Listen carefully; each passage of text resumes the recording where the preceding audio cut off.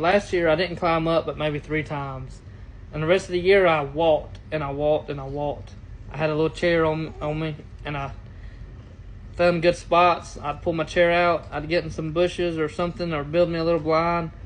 I'd sit in it and I would see what deer would come through, and I'd try to figure out why they come through and how they move from pressure. So, I would hunt a spot and pressure it up, and then I would find where them deer would go after it was pressured.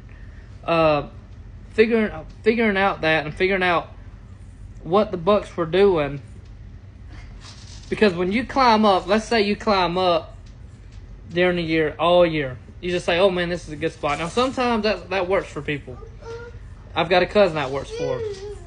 But for me, I like to know an area. And I've noticed that it's helped me. I see more deer, I see more bucks by not just really scouting, but let's say you hunt a certain area on WMA. Well, I've learned that it's helpful to learn the deer in that WMA than 5 WMAs, because that's where I struggled, is I was trying to hunt way too much land at one time, and a lot of the guys I worked with was telling me that. Narrow down the spots you want to hunt.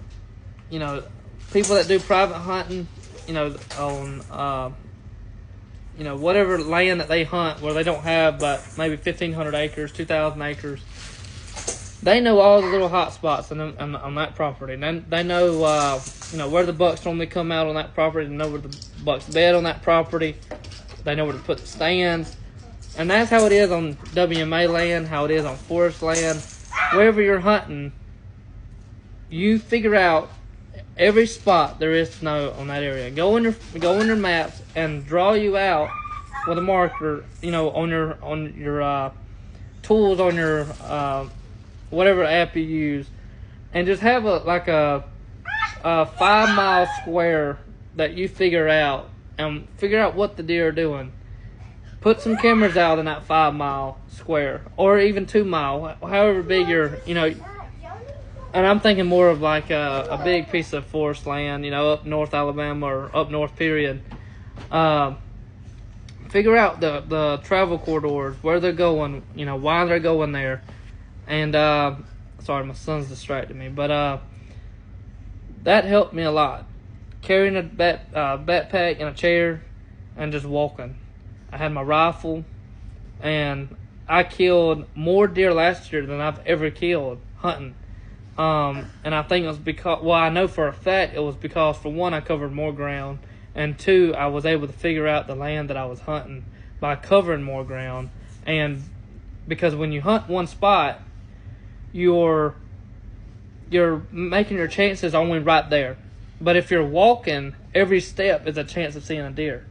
And so if you just, and I'm not saying not to ever climb, because I'm going to climb more this year, but first figure out what the deer are doing in your area, and then, figure out where you need to put your stands. Because a lot of times you put your stand in a spot, and your deer are constantly walking around you, and they may only come through.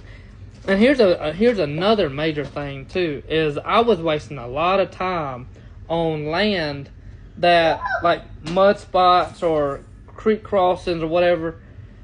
You get a spot that has these big trees above the creek or whatever, and rainwater hardly ever gets down there. Especially in spots where it doesn't rain a whole lot. So you'll get these tracks that looks like the deer are constantly coming through there. But really and truly, when it rains, the rain's just not washing out that area.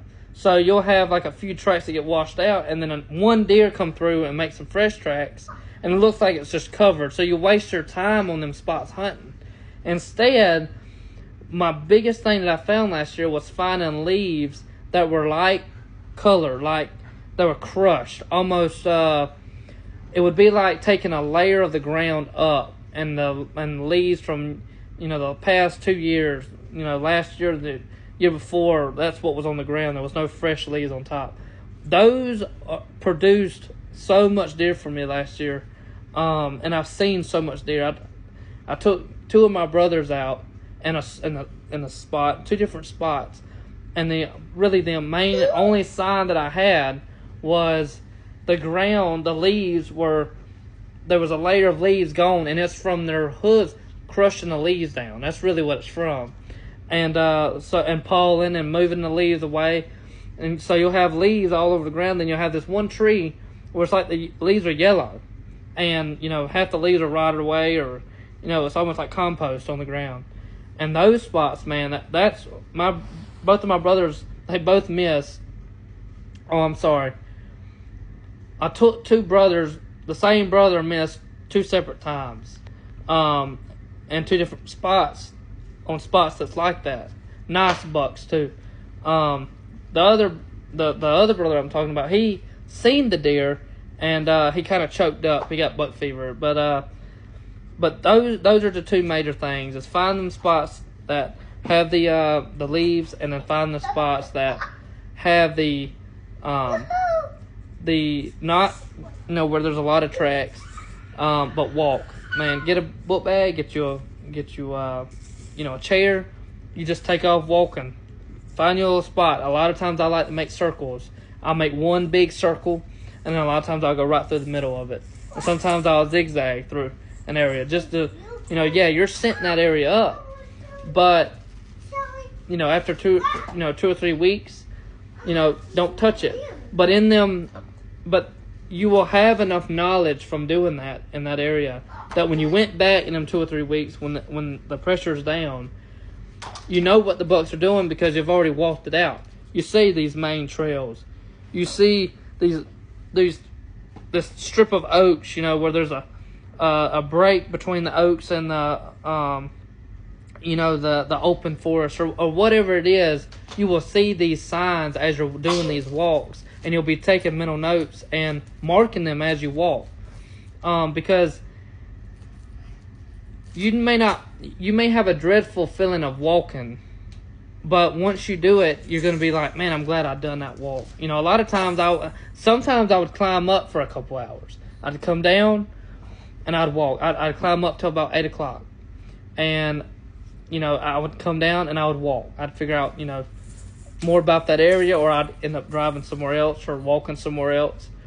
And it gave me way more confidence because there was one deer last deer of the season. It was I'm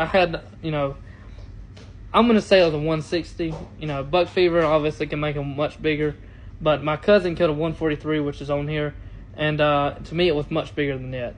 But I went in again the last day of season. I still had 1 tag for a buck, and a spike come out, and I'm talking about that deer in the same spot that this other deer come in. I didn't get a shot on the other deer, but what I'm talking about, I shot him right between the eyes because he was so close. I could have spit on him if I wanted to, and I just wanted to tag out. It was legal, got the deer meat, but yeah, those are the 2 major things.